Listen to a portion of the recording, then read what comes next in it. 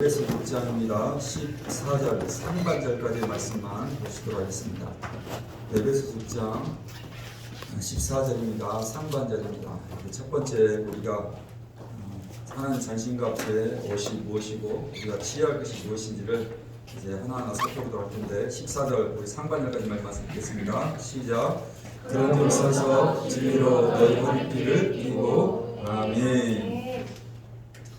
우리 은혜가 방금 기도했던 것처럼 나둠의 뜻처럼 우리 교회가 쓰임받고 또 하나님에게서 기쁘심이 된 교회가 되었으면 정말 좋겠습니다. 제가 주보 우리 광고에 위에 보면 나둠목의 의미를 했는데요. 한마디로 그렇게 이야기하시면 됩니다.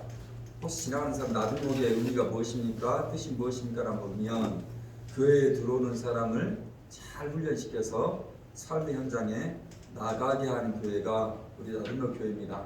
그 정도만큼 여러분이 기억하시고 누가 나둠목 교회 사명, 나둠목의 뜻이 무엇이냐고 물어보시면 오늘 그렇게 여러분들이 대답해 주시면 좋겠다 싶습니다. 한번 그렇게 한번 인사할까요? 삶의 현장에 나갑시다. 아멘. 제가 이천에 올라와서 신화교회를 다닐 때였습니다. 어느 여청년 하나가 청년회에 등록을 했습니다. 얼마의 시간이 지나고 이 여청년이 아주 열심을 가지고 헌신을 하기 시작을 했습니다. 찬양관으로 또 주일학교 교사로 섬길 뿐만 아니라 밤 늦은 시간까지 소리 높여 교회에서 기도도 열심히 하는 청년이었습니다. 그 열심과 열정이 기특하기도 하고 보기 참 좋았습니다. 그런데 어느 날이었습니다. 어디에선가 이상한 소리가 들려왔습니다. 그래서 제가 무언가 싶어서 살짝 문을 열어보았습니다. 그 여청년이 다른 여청년을 위해서 기도를 해주고 있었습니다. 여러분 그게 이상한 일이지 아니지 않습니까? 그래서 제가 너무 이상해 보였습니다. 이 여청년이 기도를 해주면서 자꾸 상대편 여청년을 때리더라는 것입니다. 그러면서 나가 이 귀신아 나가라면서 이 귀신을 쫓아내는 기도를 하더라는 것입니다.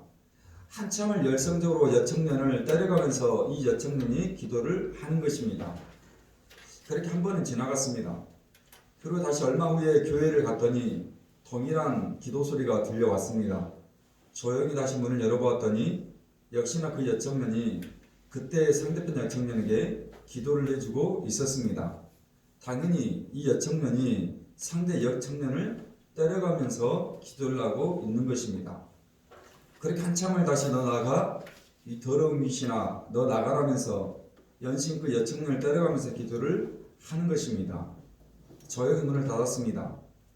그리고 기도가 끝나기를 기다렸습니다. 두 친구녀서 모두 눈이 뻘개가지고 얼굴은 상기가 된 채 나왔습니다. 제가 그 여청년 한쪽으로 불렀습니다. 그리고 대번에 제가 그랬습니다. 하지 마라. 그거 귀신 들려서 그런 것 아니다. 함부로 귀신을 쫓아낸다고 하고 성경 어디에도 사람을 때려가면서 귀신을 쫓아내지 않았다면서 제가 그 여청년을 아주 혼내했습니다. 당연히 그 청년이 저를 흘겨보았습니다. 그럼 그래도 잘못된 것은 잘못된 것이기에 지금 네 행동이 지금 내 기도가 성경에서 벗어났다면서 조목조목 이야기를 해 주었습니다. 이 여청년 이천에 올라오기 전에 다니고 있던 교회에서 그렇게 가르쳤던 것입니다. 여러분 지난주에 말씀드린 바 같이 80년대와 90년대 한국 교회 안에 귀신론이 극성을 부른 때였고 이 여청년이 다니고 있던 시골 교회에서도 모든 현상과 문제를 귀신의 문제로 보았던 것이고 귀신을 쫓아내기 위해서 사람을 때리면서 귀신을 나가게 해야 한다고 목사님을 통해서 배웠던 것입니다. 여러분 그래도 아니었습니다. 여러분 그건 다른 게 아니라 틀린 거였습니다. 성경은 단 한 번도 그렇게 사람을 때려서 귀신을 쫓아낸 기록이 없습니다. 여러분 성경 어디에도 귀신을 쫓아내기 위해 고통을 쫓아내기 위해 사람을 때리는 그것을 기독교 용어로 안찰이라고 합니다. 여러분 우리나라 기독교에 안찰이라는 아주 요상한 말이 생겨난 것입니다. 여러분 그 다른 말이 아니라 틀린 말입니다.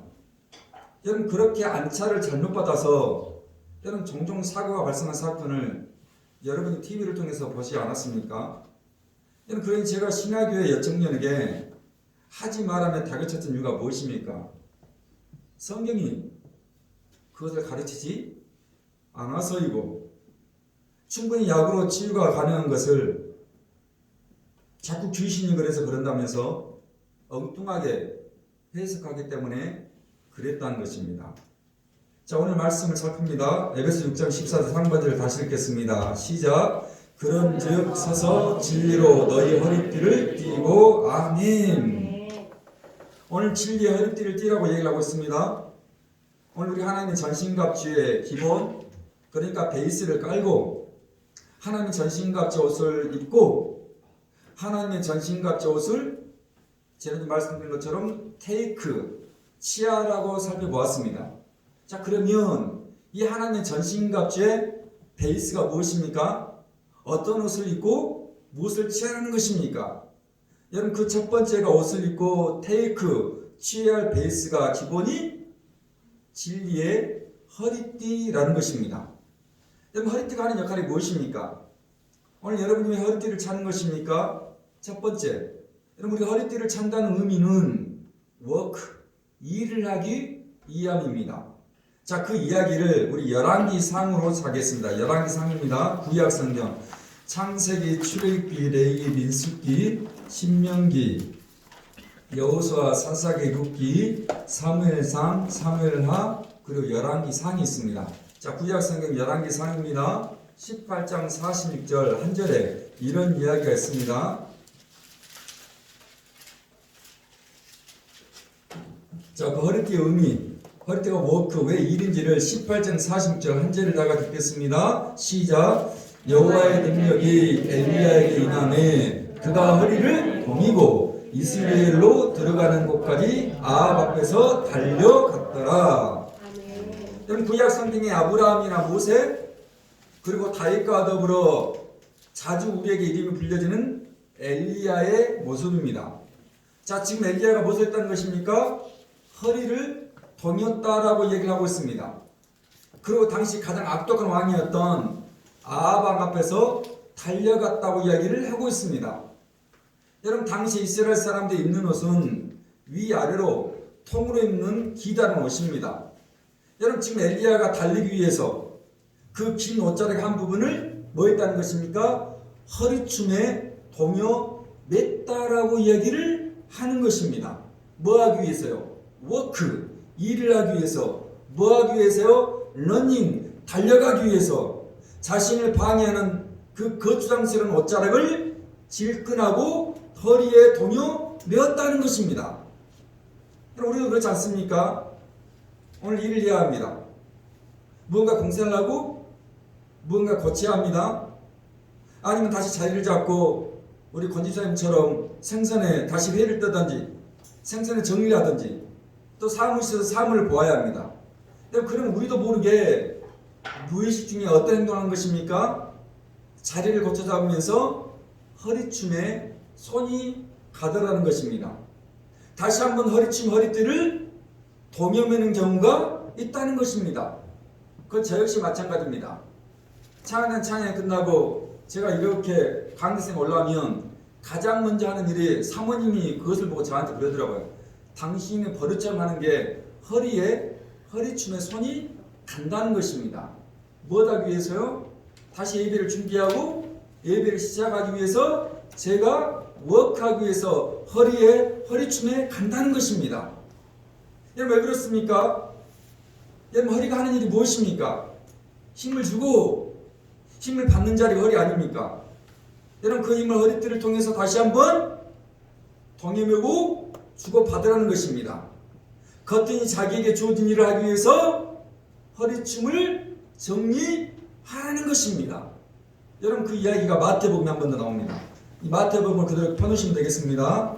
자, 신약성경입니다. 마태복음 3장 1절부터 4절까지인데요.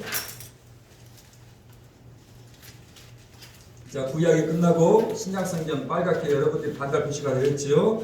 자, 첫 번째 장 마태복음 3장 1절부터 4절까지 그 허리에 대한 이야기입니다. 다 같이 읽겠습니다. 시작. 그때 세례 요한이 일러 유대 광야에서 전파하여 말하되 회개하라 천국이 그는 선지자 이사야를 통하여 말씀하신 자라 일렀으되 광야에 외친 자의 소리가 있어 이르되 너희는 그가 오실 길을 복대하라 하였느니라. 이 요한은 낙타 토롯을 입고 허리에 가죽띠를 띠고 음식은 메뚜기와 숙청이었더라. 아멘. 그대로 마태복음 놔주시면 됩니다.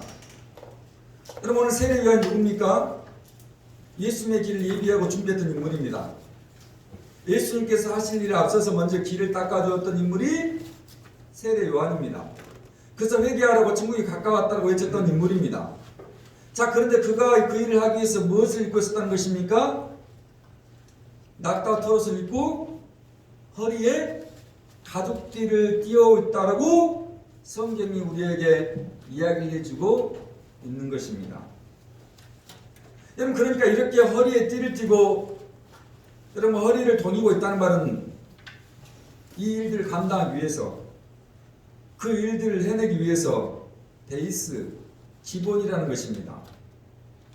그렇게 너희가 허리에 띠를 띠고 옷을 입고 테이크, 취하라고 이야기를 하는 것입니다. 우리가 하나님 일을 하고 또 교회 일을 하면서 왜 힘듭니까? 왜 어렵습니까?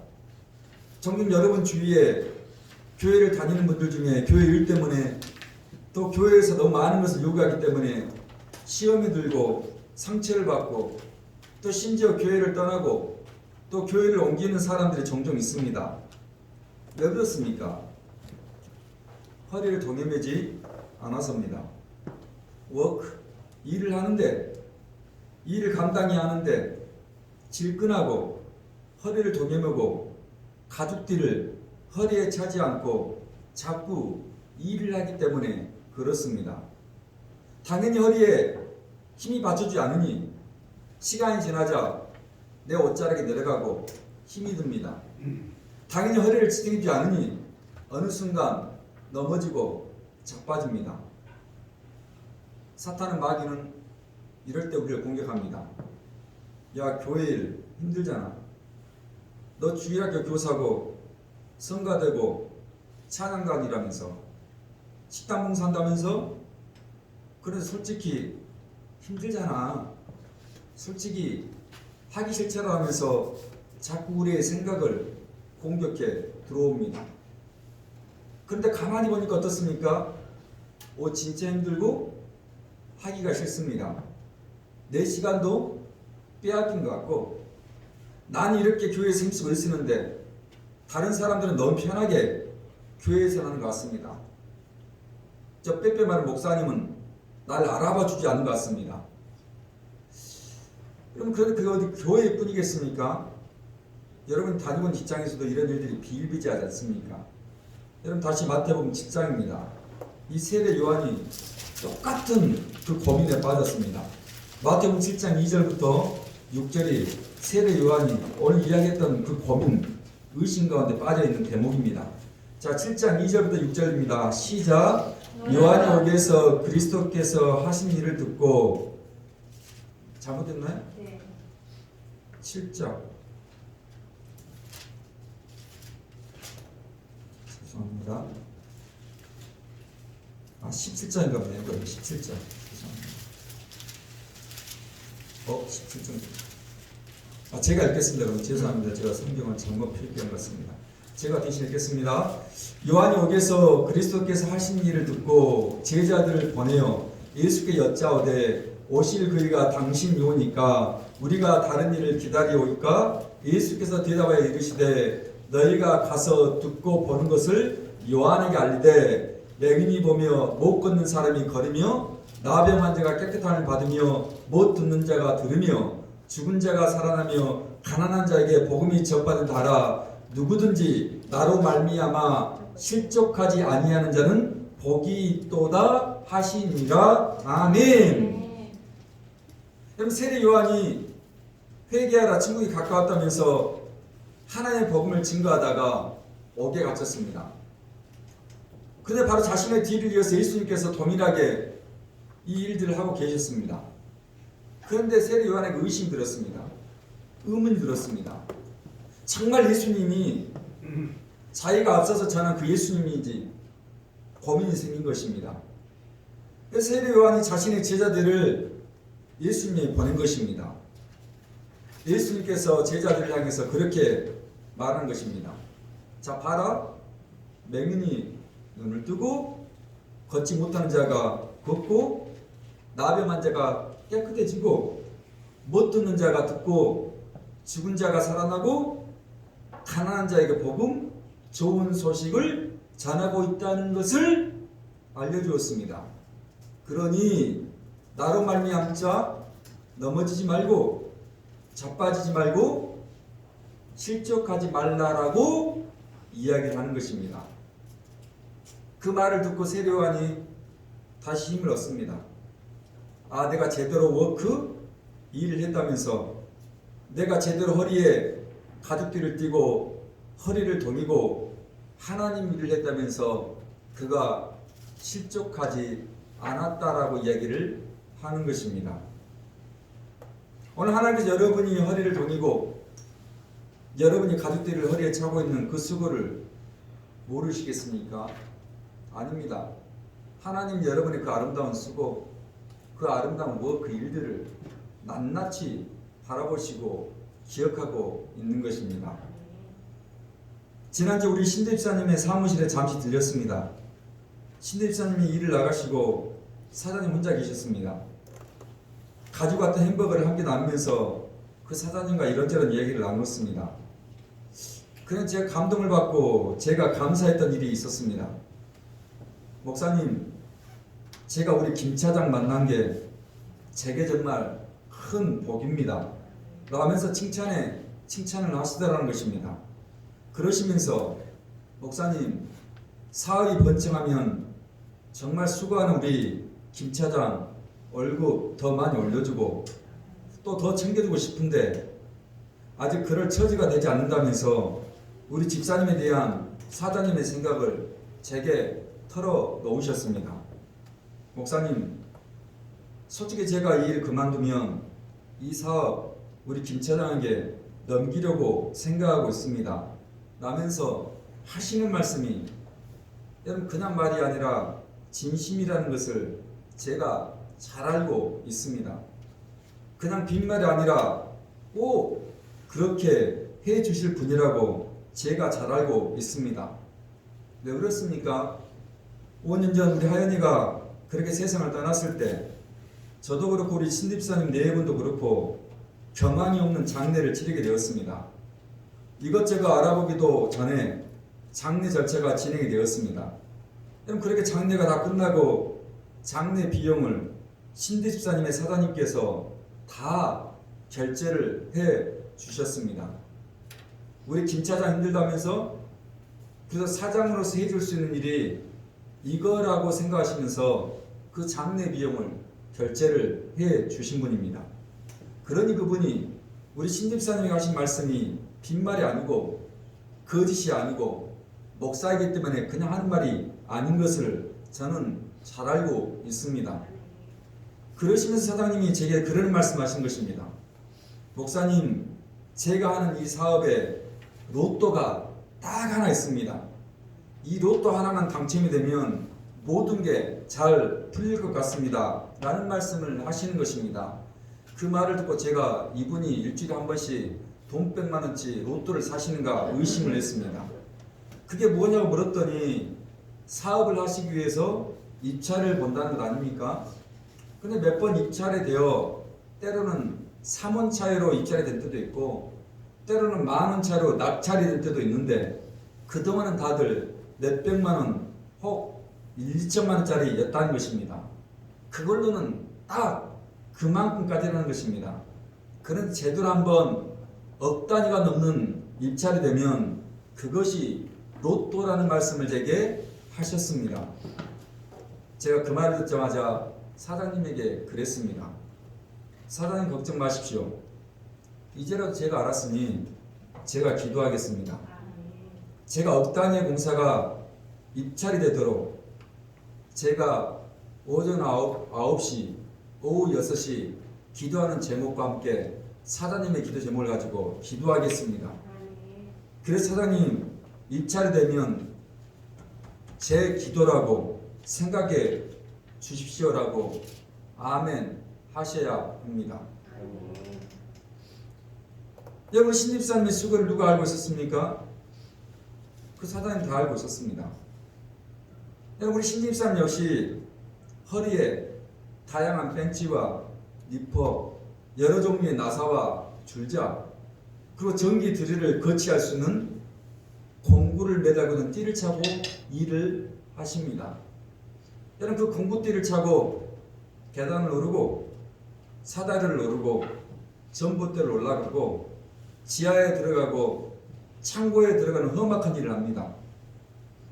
그런데 허리에 띠를 두르고 허리를 질끈 동여매었던 그 우리 집사님의 수고를, 그 일들을 그 사장님은 아시고 계셨던 것입니다. 여러분, 그런 수고를 하나님이 모르시겠습니까? 아닙니다. 하나님 역시 그런 우리의 수고를 익히 잘 알고 있습니다. 그러니 우리 하나님의 전신갑지 허리띠를 여러분 다시 한번 질끈 동여매시고 오늘 우리에게 주어진 그 삶의 자리에서 여러분 다른 사람이 나에 대해서 어떻게 생각하든 있는 그 자리에서 제가 여러분을 위해서 작정하며 기도하는 것처럼 간호 현장에서, 가르치는 현장에서, 라인의 현장에서, 배달의 현장에서, 공사당의 현장에서, 생선의 현장에서, 학생의 자리에서 우리만큼은 허리를 질끈 동여매고 내 주님이 아시고 있다는 의식 속에서 그 일들을 해나가신 축복이 여러분 가운데 있기를 축원합니다. 아멘. 두 번째, 그렇다면 하나님의 그 전신갑지 허리띠는 어떤 허리띠였습니까? 예, 진리의 허리띠였습니다. 다시 에베소서 6장 14절 상반절 말씀을 읽도록 하겠습니다. 시작. 아멘.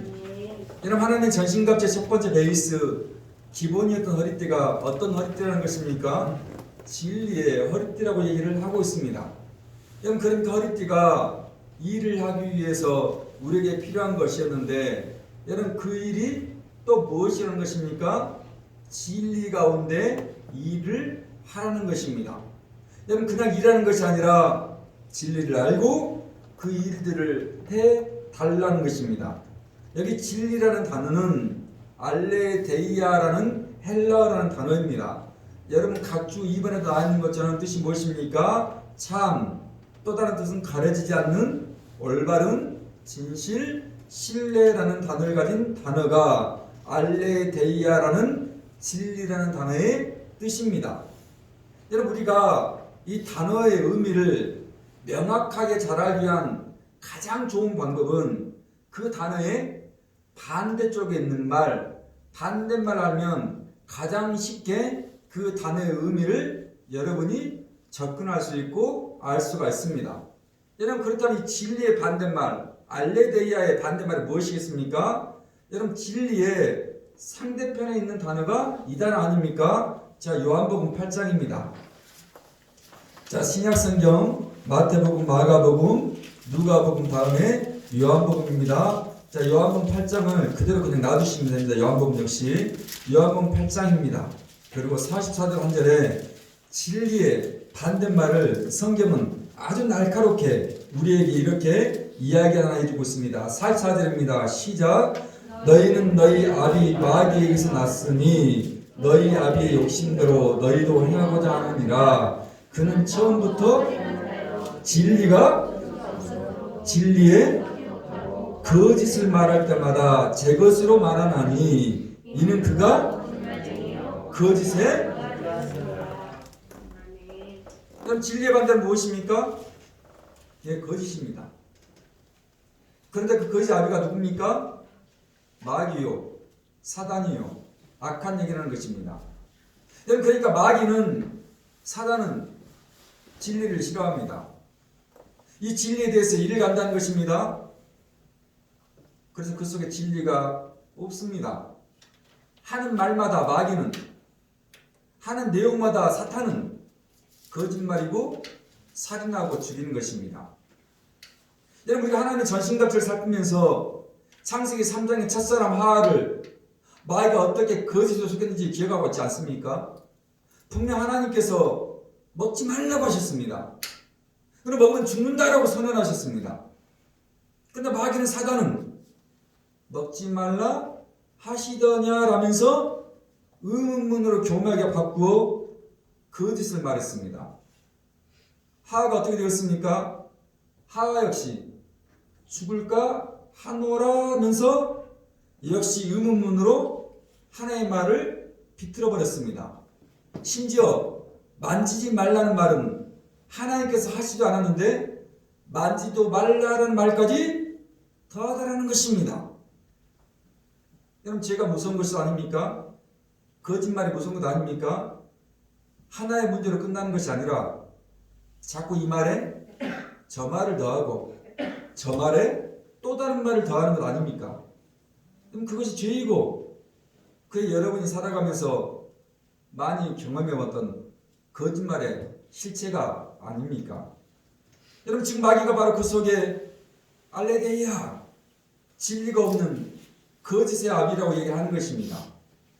심지어 그런 진리가 없는 마귀가 사탄이 처음부터 살인자라고 성경이 우리에게 고발을 해주고 있습니다.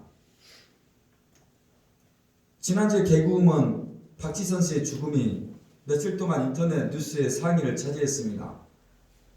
어머니와 함께 자살로생을 마감한 박지 선수의 죽음을 대하면서 여러분은 어떤 생각을 가지셨습니까? 햇빛 알레르기라는 우리에게는 생소한 질병을 앓고 있었습니다. 그래도 여자의 일생에 자신을 가장 돋보이게 한다는 얼굴에 본을 바르고 입술에 립스틱을 칠하고 아이라인을 그리고 속눈썹을 붙이는 화장을 한다는 것은 박지 선수 삶 가운데 어불성설이었습니다. 너무 그 증세가 심해서 방송국 스튜디오에 이 조명을 받는 것도 그녀에게는 버겁고 힘겨운 일이었다고 합니다. 여러분, 그런 세월을 살아가는 박지 선수에게 어쩌면 하루하루의 삶이 쉽지 않았을 것입니다. 그런 딸의 모습에 어머니는 혼자 딸을 보낼 수 없다면서 함께 딸과 생을 마감을 했습니다. 충분히 이해하고 충분히 애통한 일이고 충분히 마음 아픈 일이 사실입니다. 박지선이라는 이름과 똑같은 이름을 가진 이지선 씨가 있습니다. 2000년 7월 음주운전자가 낸 차량 사고로 이지선 씨가 타고 있던 차가 화염에 휩싸였습니다. 함께 타고 있던 오빠는 무사했는데 이지선 씨는 화염에 휩싸인 차에서 빠져나오지를 못했습니다. 간신히 119에 구조가 된 그녀에게 전신에 55%에 달하는 3도 화상을 입게 되었습니다. 온몸이 화상으로 인해 짓눌리고 망가지고 고름이 잡히는 등의 만신창이가 되어버린 것입니다. 그때 그녀의 나이 22살, 꽃보다 싱그러운 나이였습니다. 대대적인 수술이 연거푸 이어졌습니다. 생사의 갈림길에서 한두 번 그 길을 쓴 게 아니었습니다. 40번 넘는 수술과 재활로 지치고 버거운 시간이 연속이었습니다. 정말 옥상에 올라가 포기하고 싶었던 순간이 찾아오는 유혹도 많았다고 이야기를 합니다. 그런데 이상한 일이 일어났습니다. 세상 사람들이 보기에 내 모습은 망가지고 일그러졌지만 내 안에 생명이 있는 이유가 분명히 있다는 이유를 이지선 씨가 발견하게 되더라는 것입니다. 그리고 이지선 씨는 2000년 그 7월의 사고의 순간부터 병상에서의 3년의 이야기를 화상 입은 손으로 때리는 오빠에게 구술을 하면서 책 한 권을 내어놓게 되었습니다. 오늘 주보에 실려있는 사랑의 지선아라는 책이 바로 그 책입니다. 여러분들, 그런데 그것으로 끝났습니까? 2004년에 미국으로 유학을 떠나게 됩니다. 사고 이후 장애우와 소외된 자들에 대한 마음의 부담을 안고 미국 버스턴대와 콜롬비아 대학에서 그 상처난 얼굴과 그 만상의 몸으로 재활과 사회복지로 학위를 받은 것이고, 이어서 2016년에 UCLA에서 박사 학위를 받기에 이르렀습니다. 누군가 제게 물었습니다. 예전의 모습으로 사고 나기 전 그 자리로 되돌려준다면 어떻게 하겠냐고. 바보 같다고 할지 모르겠지만 제 대답은 되돌아보고 싶지 않다입니다. 또 누군가는 진짜냐고 진심이냐고 묻겠지만 저는 지금 이 모습이라도 행복하고 기쁩니다. 지금 이 모습에 저도 지선이고 예전에 지선도 저니까 거울 속에 저를 향해 망가진 손을 흔들며 말을 건넵니다. 안녕 이지선. 거울 속의 새 지선이도 제게 인사를 합니다. 지선아 사랑해라고. 여러분, 그럼 박지선과 이지선을 가진 결정적인 차이가 무엇입니까? 이지선 씨는 모태신앙, 그러니까 엄마의 뱃속에 있었을 때부터 신앙생활을 했었습니다. 사랑의 이지선이라는 책 곳곳에 하나님의 그런 이야기가 새겨져 있습니다. 그럼에도 내가 살아남는 이유가 분명히 있었다는 고백처럼 지선 씨는 지금도 여러 교회에서 자신을 만난, 자신을 그렇게 치료하신 하나님의 이야기를 간증하며 다니고 있습니다. 오늘 요한복음 10장입니다. 8장, 9장, 10장에 10장 10절 말씀은 굉장히 유명한 말씀인데요. 여러분이 이 말씀을 삶을 다해서 한번 외우시면 더 좋겠습니다. 요한복음 10장 10절에 그 이야기를 우리에게 이렇게 한 번 더 해주고 있습니다. 시작. 도둑이 오는 것은 내가 온 것은 계속 그럼 놔두시면 됩니다. 도둑이 누굽니까? 사단이고 마귀입니다. 그는 죽이고 멸망하기 위해 존재한다는 것입니다.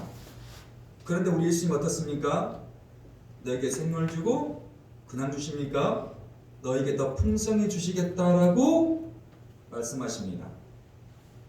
죽이고 멸망하고 거짓이 아니라 살리고 더 풍성히 주시겠다는 진리가 오늘 여기에 우리 가운데 있는 것입니다. 박지선 씨의 죽음 앞에 아쉬움은, 안타까움은 만약 그 안에 진리, 예수의 생명이 있었다면 어땠을까라는 생각을 해보기 때문에 그렇습니다.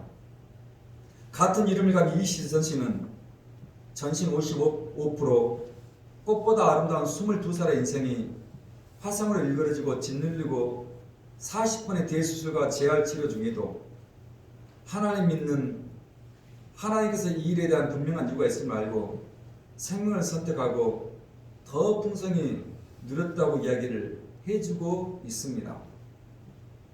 이지선 씨는 지금 경북 포항의 한동대학교에서 사회복지학과 교수로 역임하고 있습니다. 여러분, 힘든 삶이 찾아옵니다.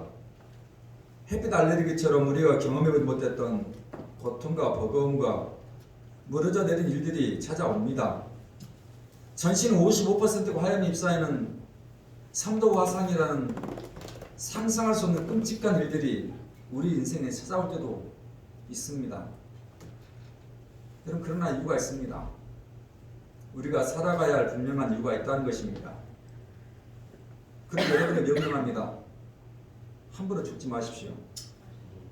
함부로 우리의 생명에 칼을 대지도 마십시다. 그리고 여러분에게 스스로에게 말합시다. 사랑해 누구야? 라고 말합니다. 여러분, 그러니 거짓 아비에 속아서 처음부터 살인하는 마귀에 속아 넘어가지 마십시다.